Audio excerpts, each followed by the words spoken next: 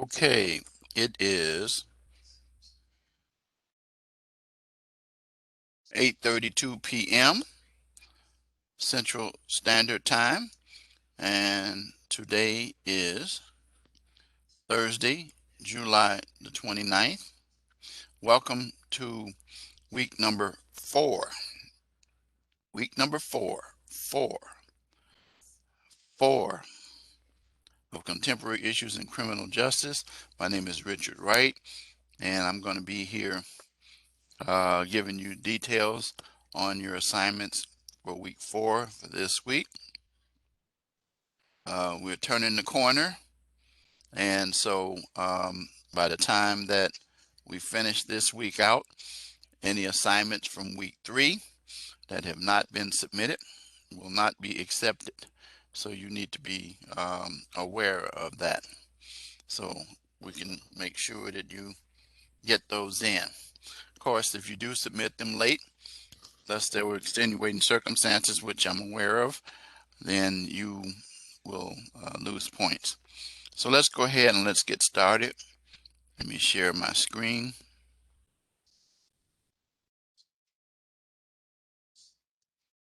All right. All right. So now let's take a look at student preview as we start out. Again, you can see coming up in a second. There we come. This is your emails that I've sent out, and you can see each of the live lectures that have been recorded. These are the assignments for this week. Your written assignment, crime statistics, discussion, community policing, and then your live classroom lecture. Okay, notice the crime statistics and live classroom are due Sunday the 1st, the 1st of August. And then your reply post on community policing is due on Saturday the 31st. Of course, your initial posts were due 2 days ago, and that's on Tuesday at 11:59 p.m. or July the 29th. So let's go into looking at the assignment on crime statistics. So you're going to read this whole scenario. You're going to read this whole scenario, okay? And when you look at this scenario here, you're going to search the crime map, examine statistics, and find and determine which crimes appear biggest, as well in the areas in which they're located. What strategies would you propose to deal with these crimes? A 2-page paper, APA formatted, describing the city you researched, the statistics you observed, and the measures you would suggest to lower the numbers in these hotspots. Be sure to include, as it says, a cover sheet, a reference page. It's APA format, which means it's double spaced, and it must be in Word document. And then you can take a look at these resources in here to help you. These first two for Minneapolis, bridging the gap in police crime data, CompStat, and then reporting systems and methods, history of crime statistics. And then this is the reminder about the APA format. Again, it's a Word document, very important. I will show you in a few minutes the rubric itself. And then you still have, then you have your live classroom phrase. You know what that is. Not now, you don't, because I haven't given it to you. So you'll have that. Your discussion post, you're going to go to the Salt Lake City Police Department website, which if you click on this, click and click on community engagement, choose one of the programs and read about it. Then find another department and research their community engagement. At least 250 word post. You're going to describe the philosophy behind the programs and explain how one department offers more or less in regard to community engagement and why do you think that is. Then you read the initial post of your peer and choose a different department and a reply post of no less than 100 words. Okay. So you want to make sure that you get that done. All right, now let's take a look at, let's go back, let's close the student. Let's go back and let's look at the rubric.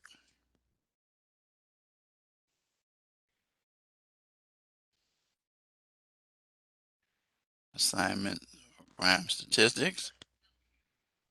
Here is the rubric. Already you can see from mastery to proficiency to competence to emerging. Notice what it says. Clear and comprehensive description of the city research and the location of the crime hotspots, or description of the city, clear and comprehensive description of crime statistic observed and the biggest problems, clear and comprehensive description of measures.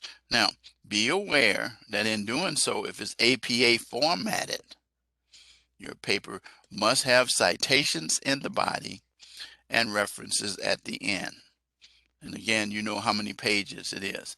And I do encourage you to ignore these columns and focus on satisfying these points and completing your 2-page paper. So that should be very clear. All right.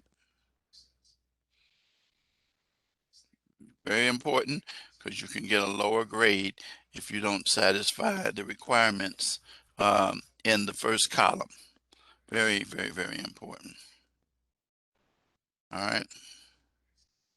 So now let's go to the course calendar. And let's do the month view. See where we are. 29th day. Your initial post was due on the 27th, which was Tuesday. And your reply post are due the 31st, the last day of the month. And you go to Sunday the 1st. That's when your written assignment is due, along with your key phrase. Notice that after this, you have just 2 more weeks. The course, well, not even 2 more weeks.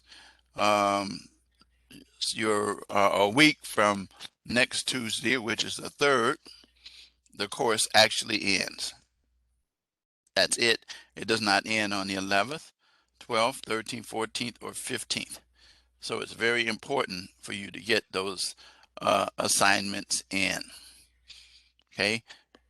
Don't ask me if I can give you more time on the 10th. There's a process that you'd have to go through before you do that. And I'm not going to comment about it, but you need to talk to your advisor about it, or read the syllabus. There's a section on there that talks about that as well. It's called an incomplete. All right, so any questions? Continue. You know the rule. And if you don't remember what the rule is, here it is again. in that very syllabus that I just got through talking about.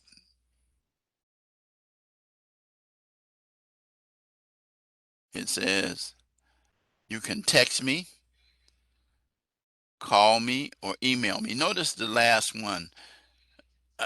If it was me, I'd use the first or the second, or the third one would be just for perfunctory things. But letting me know that you have issues, call me or text me. I will respond. I promise you. Again, this is the phone number here. And then I remind you, you don't have to worry about that, but you have to conduct research for all papers. Okay. You will lose 2 points for failure to conduct any research. All papers, all written assignments should be in APA, and we already talked about that.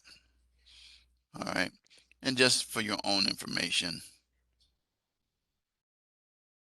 this is where you find the issue about incomplete grade policies. Excuse me. So those are the places. Let's look at the announcement for this week.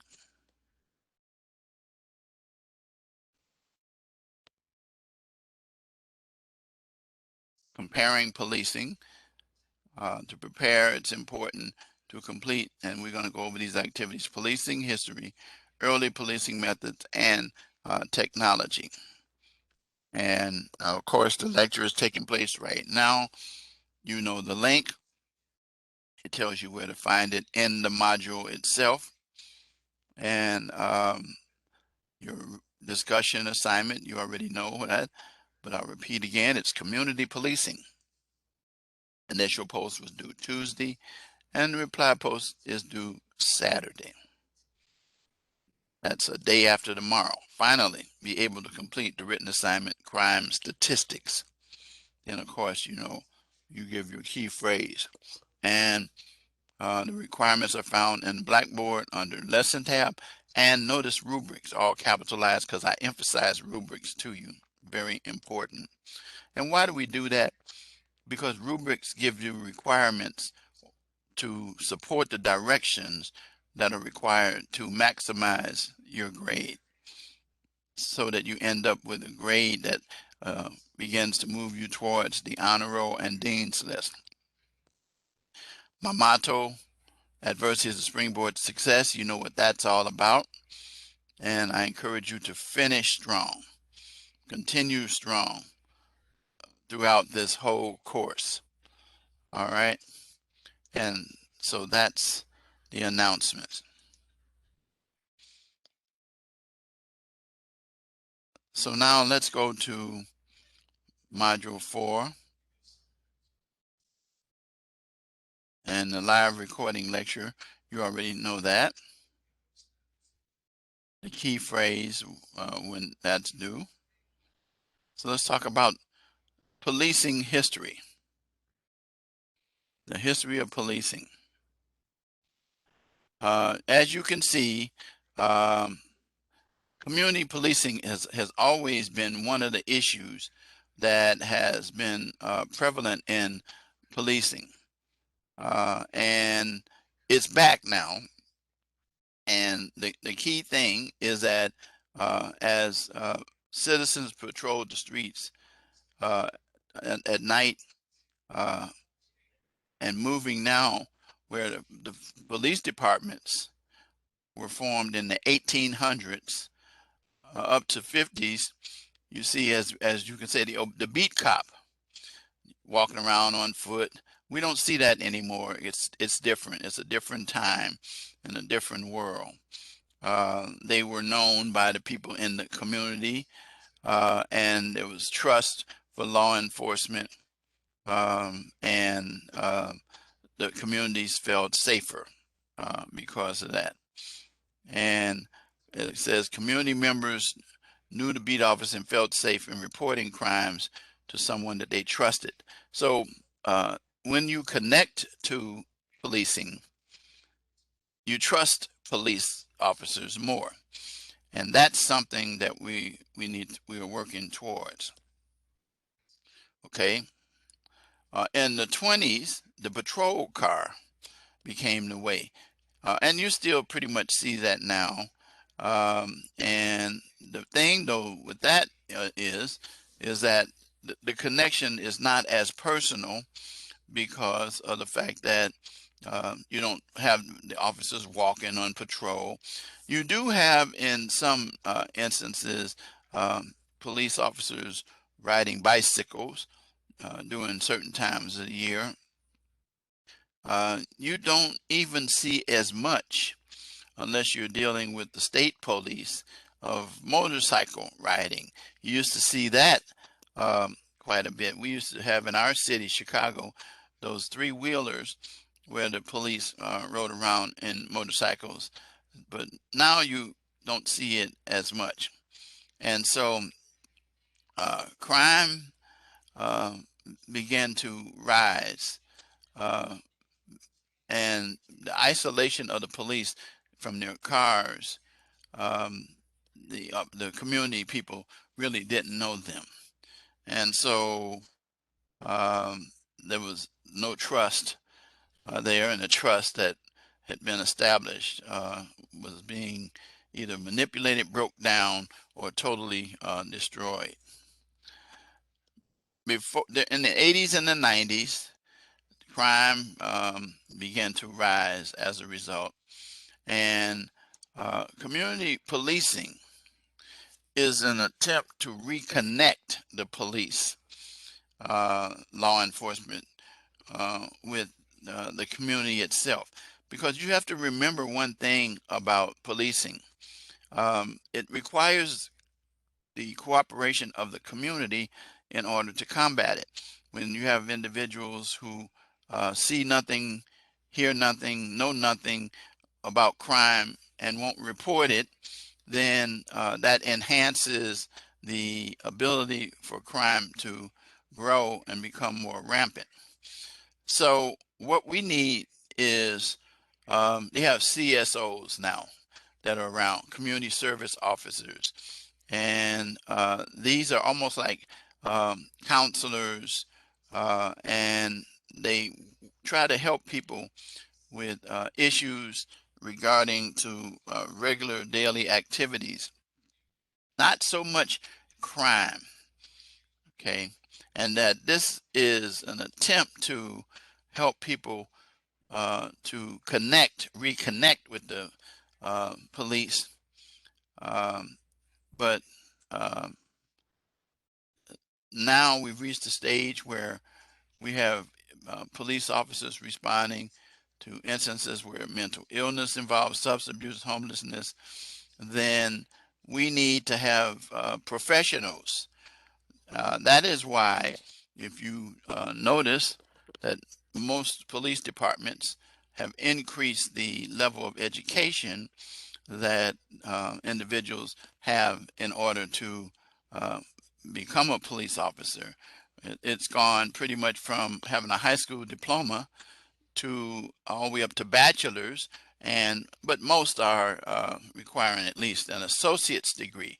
And the reason for that is because the department should become more professional, and more professional police officers, well trained, well educated, and ethical police officers decrease, I didn't say eliminate, but decrease the possible litigation that takes place as a result of activities that the police officers would do if they weren't satisfying those three I just mentioned earlier: educated, professional, and ethical. So early London police officers, uh, bobbies, if you must, they had some principles that their mission was to prevent crime and disorder, maintain a positive image with citizens in order to gain cooperation and trust, operating impartially and unbiased in the enforcement of the law, not in a discriminatory fashion, but equal across the board. Use physical force only to the extent necessary to restore order. And that's kind of the state of the way the law is operating today. You have a lot of excessive force cases at this time because there is a lot of excessive force that takes place where a police officer goes beyond what they should do to maintain control. And so it's very, very, very important. Moving forward to during the 18th century, crime, riots, and drunkenness, um, due to the fact that migration to the cities resulted in problems, and American police were equipped to deal with that. But in the 19th century, policing was controlled by politicians and was known as brutal and corrupt. So there became some problems. In 1904, um, a person by the name of August Vollmer uh, professionalized policing by bringing training, which and hiring standards, and psychiatric and neurological testing to better equip individuals for the job. And so it is very important that we continue with that direction now because of all the things that are happening. You can't even turn on the news without seeing an instance of what we call police brutality or excessive force activity that takes place with police departments. And so in the 60s and 70s, policing began to take place over the social issues dealing with racial inequality, riots, public disorder, and the war on Vietnam. And there were so many of those types of things that caused people to distrust the police. Yet the police were always caught in the middle. It's also sad to say that we've reached a time now even where people get nervous when they see a police officer follow them or behind them, even if they're not doing anything wrong, particularly if you are African American or Hispanic, but especially African American males. And you know of all the shootings and excessive force cases that have existed, like the George Floyd case and the Wright case in the Minneapolis area, and others across the country. The George Scott in North Carolina, the Philando Castile in Minnesota, and others. So, moving ahead, you're dealing with the World Trade Center in 1993, and the federal building in Oklahoma. Um, the we started dealing with terrorists, and now that's another level of issue that did not exist. And so now we have technology to come along to help us to deal with using 911 dispatch communications, advanced fingerprinting. I remember the old days of the ink, that when you put the ink on your fingers and you rolled them, took the prints, it was hard to get that off. Now you put your fingers on a pad and it electronically takes the fingerprints without any ink at all, and it's faster, and it's cleaner, and it's sharper. We have electronic record keeping documentation on criminal investigations, ComStat, and what we call problem solving policing, known as community policing, were involved to help police in terms of solving crimes and dealing with crime in the communities. So now we're here present in what we call the new millennium, where the terrorist attacks of 911 are shared among all levels, from the local all the way up to the federal, from the local police up to the FBI, DEA, Homeland Security, ATF, alcohol, tobacco, and firearms. So up through the ranks from the city to the state to the county police.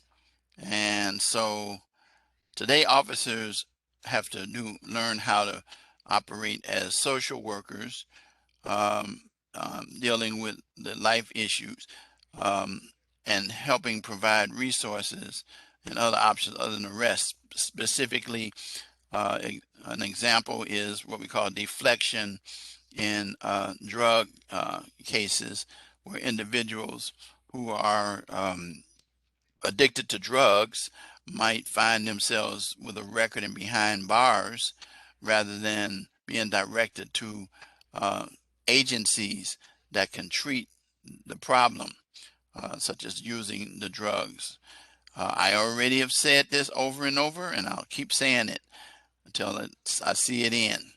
There is a strong correlation between crime and drugs, and I also include mental illness.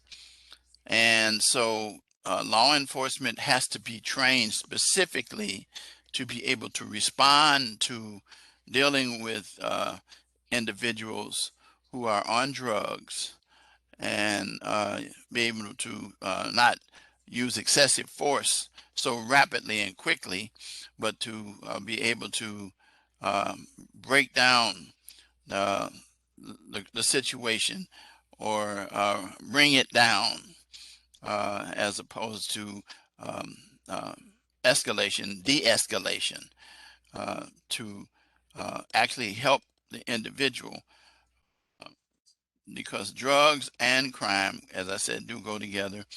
Individuals commit crimes to support their drug habits.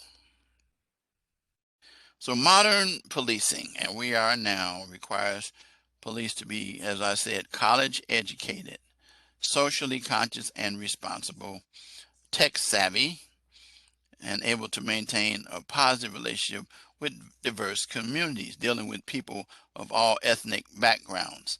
That's why more and more departments are attempting to um, have the department to at least show some form of representation on the forces, like the communities they serve, uh, to relate to individuals, to help bridge the gap of mistrust, and be able to adequately do what the motto of, I know, the Chicago Police is: serve and protect. And it should be serve and protect not their own interests, but the interests of the community. So those are just some of the points dealing with policing. The key thing is that the good old officer friendly thing that you learn about in school should be part and parcel of what we're dealing with. So let's talk about, we talked about the history now. Let's talk about the methods,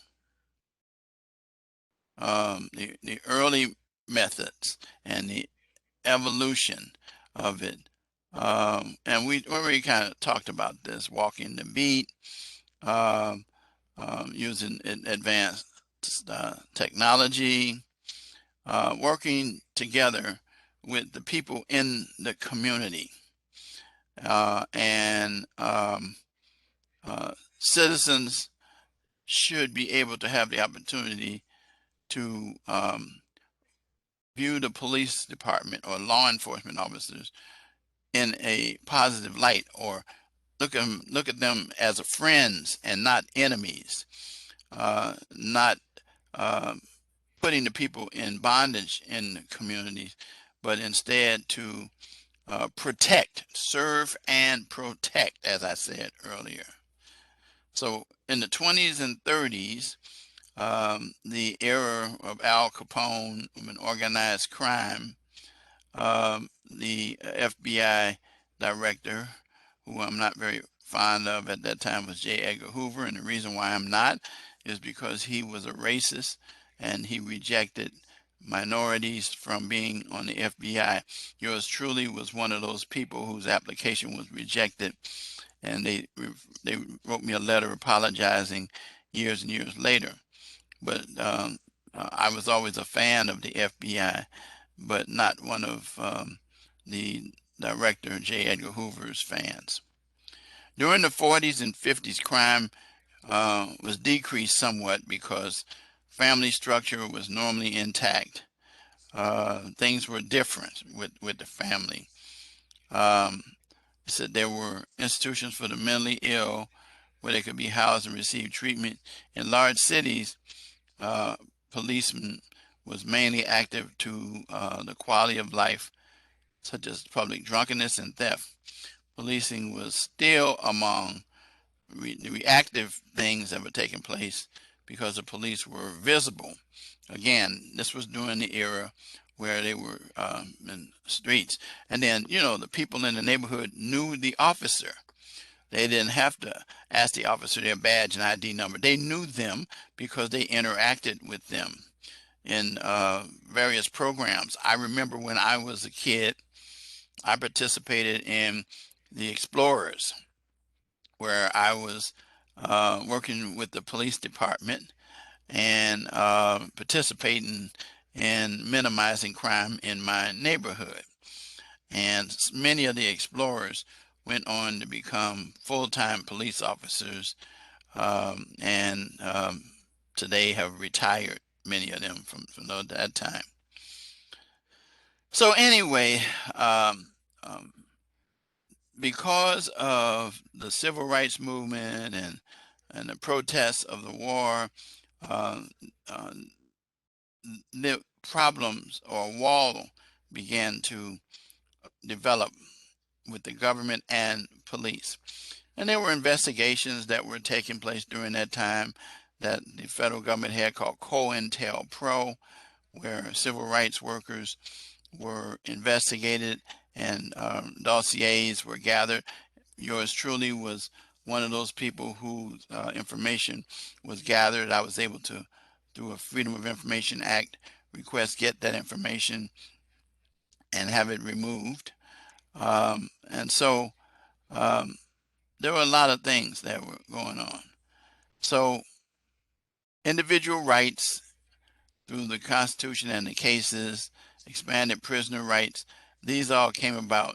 The economy was stable, which allowed the police to spend more funding on research, but things began to move in a direction where today modern policing, the policing that we have right now, is preparing officers to try to work with mentally ill individuals. There's a lot of financial issues with funding the various agencies and programs to deal with those issues: drug addiction, mental illness, and homelessness. So it says finally in here that modern policing means that officers must collaborate and work with social service agencies. And that's what I was talking about a few minutes ago, and deal with the diversity of the communities in which they represent people. And so modern police officers are expected to perform more duties of a social service nature that during their working hours, and again, in order to properly prepare them, educated, training, to result in more professional law enforcement officers.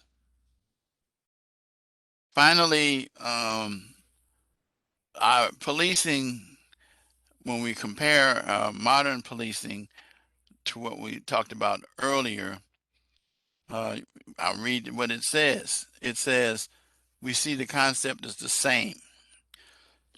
So it really hasn't changed, excuse me, to build a positive rapport with the community, to gain cooperation and trust from the residents. Remember, people are more likely to participate and take part in criminal investigations to help solve crimes that exist when they trust the policing in their community. Okay, so the contrast between early and modern policing comes mainly due to the fact that we have more technology to help us, and that we're connected all over the country. We have systems such as, for example, Amber Alerts. When a kid or a person is kidnapped, it goes all throughout the country uh, to let people be aware, look out for the vehicles or the mode of transportation, things of that nature. We have the DNA information. We have more scientific labs, more interaction with the forensic aspects of law enforcement to solve crimes and to help. And so that's it for the early policing. So now let's close by talking about technology, which we've touched on already. As you can see, the police officer in that car, that's the thing now. Every police car now is equipped with a laptop, a computer that allow the police to respond to the needs of individuals, to be able to have such items to protect the public as well as the police, as dash cams and body cams to promote safety, to relate to officer accountability.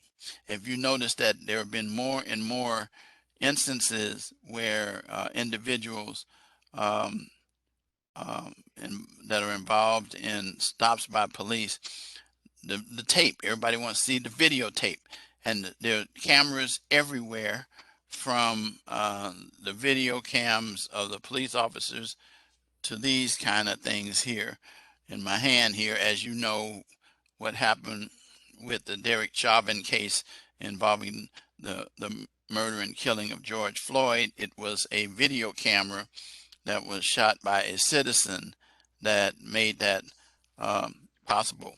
And so to bring police reform, there's a law that is on the that we're waiting to get passed, called the George Floyd Policing and Reform Act, which basically is to make police officers more accountable for their actions, to make police officers function in a more professional manner with ethics, not operating under the former code of silence or trying to cover up something.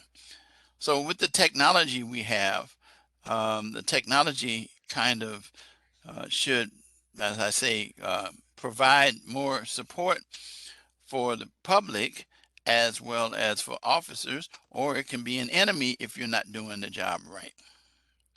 So with community technology and GPSs, you can identify hot spots where crime is taking place, and help officers to be able to respond adequately and faster and be prepared more professionally. Modern technology like ComStat allows this quick dissemination of information to the public about where pockets of crime are taking place. And so we talked about the Amber Alerts a few minutes ago.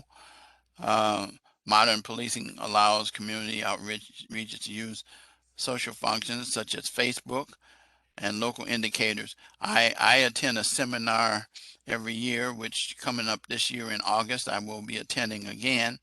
And we learned about how law enforcement uses Facebook to solve crime, and such as drug sales, gun sales, and things of that nature. And you'll be surprised that how effective social media can be in terms of helping law enforcement to capture individuals who commit crimes. We have devices to pinpoint where shots are taking place in the general area. Technology is a feature that helps to reduce the crime for modern police by, as I said, identifying hot spots, areas where there's high crime, and allows the departments to share the information with other departments and move the information throughout the community for the citizenry as well. All right, so technology is good. You can utilize it to read the license plates. You know, it says another technology challenged is the automatic license plate reader. Earlier, policing methods had the officer as the license plate reader, and it required the officer to observe the number on a plate on a vehicle, type in to the laptop, and then await a response from dispatch. And so there was a delay in getting this information, and could be lost in terms of what the officer was doing.